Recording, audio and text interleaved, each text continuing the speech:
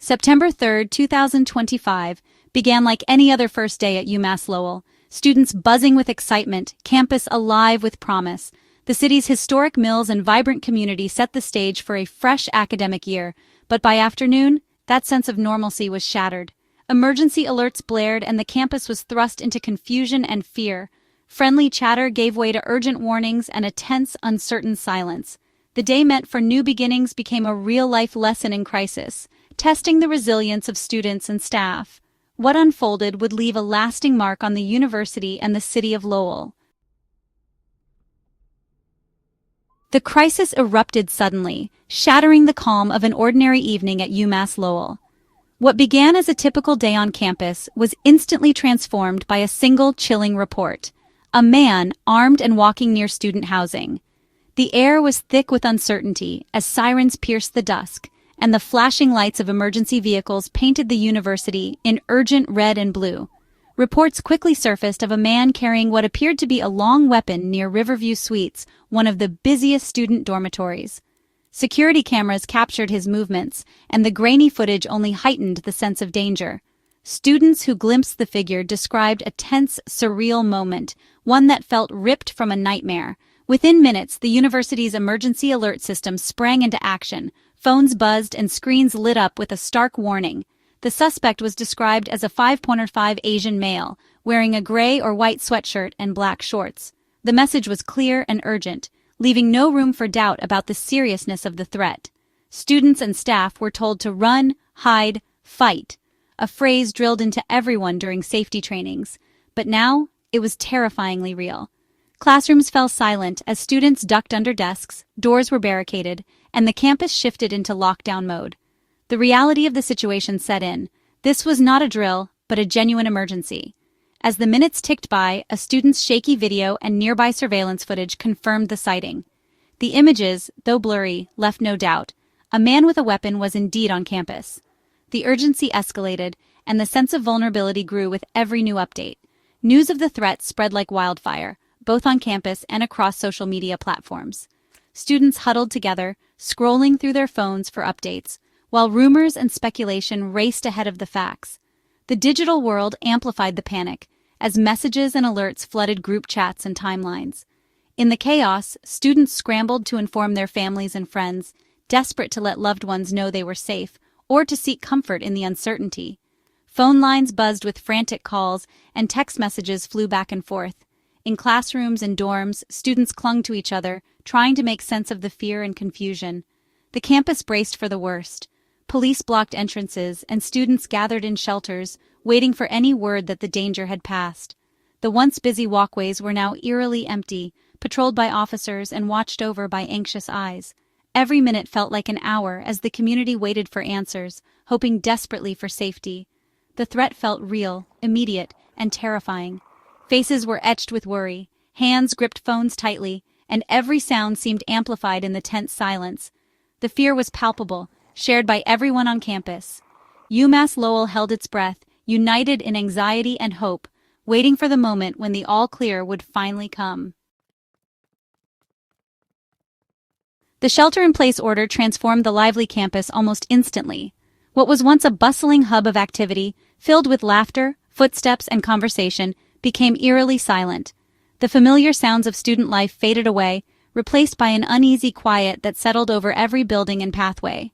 Hallways that usually echoed with chatter now held only the softest whispers.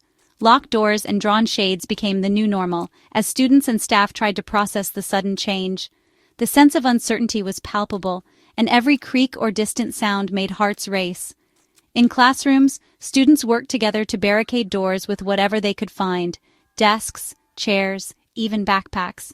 Some crouched under tables, clutching their phones, sending anxious messages to loved ones. Others sat in tense silence, eyes fixed on the door, waiting for any sign of news or reassurance. For those living near Riverview Suites, the fear was even more intense. Many drew their blinds and turned off lights, straining to hear any sound from outside. Every footstep in the hallway, every distant siren, seemed magnified in the tense atmosphere.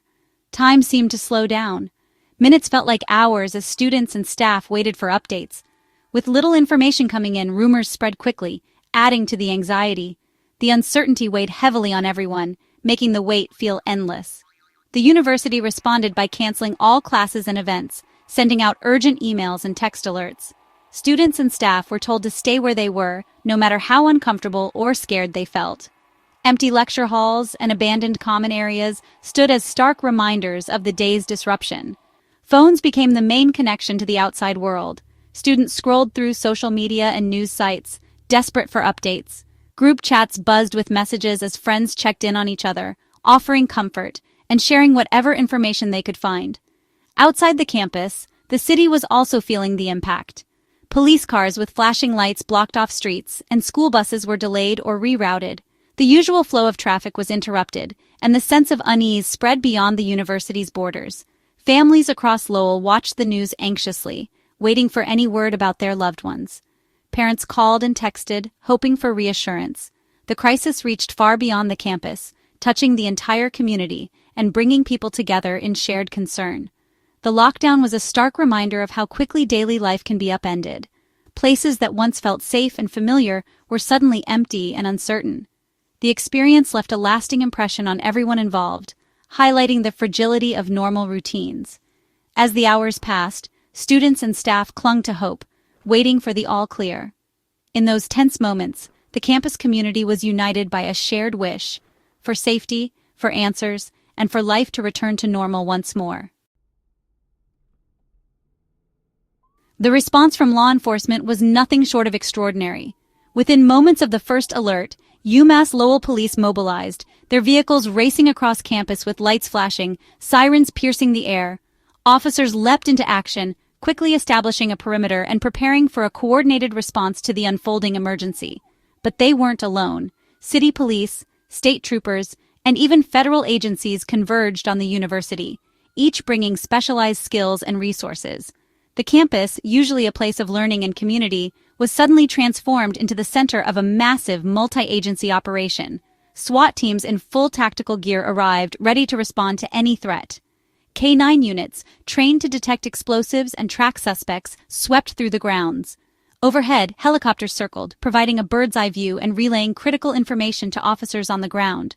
Drones joined the search, their cameras scanning rooftops and courtyards, while K-9 teams methodically checked building after building.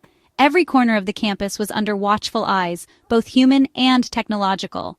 The scale of the response was unprecedented.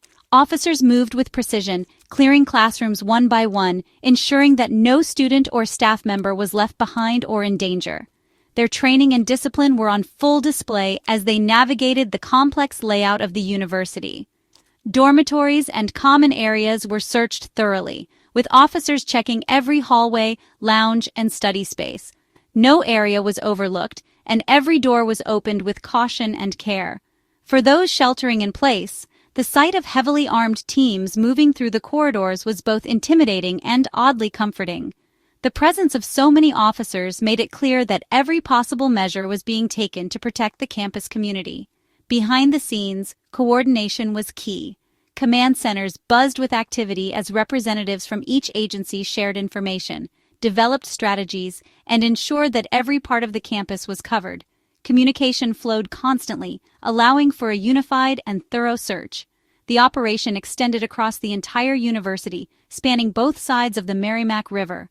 Police vehicles lined the bridges and roads, making sure that no escape route was left unguarded and that every building, parking lot, and green space was checked.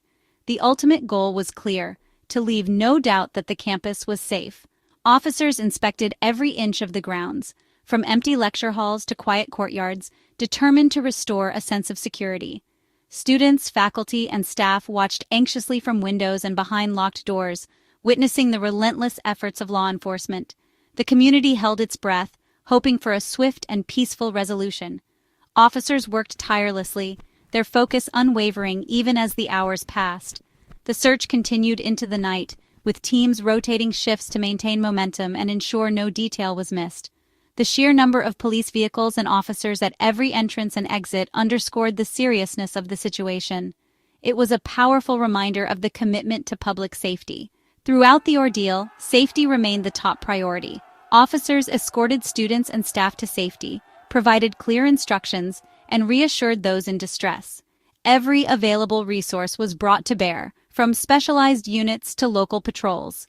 The response was a testament to the dedication and professionalism of law enforcement, determined to protect the university community at all costs.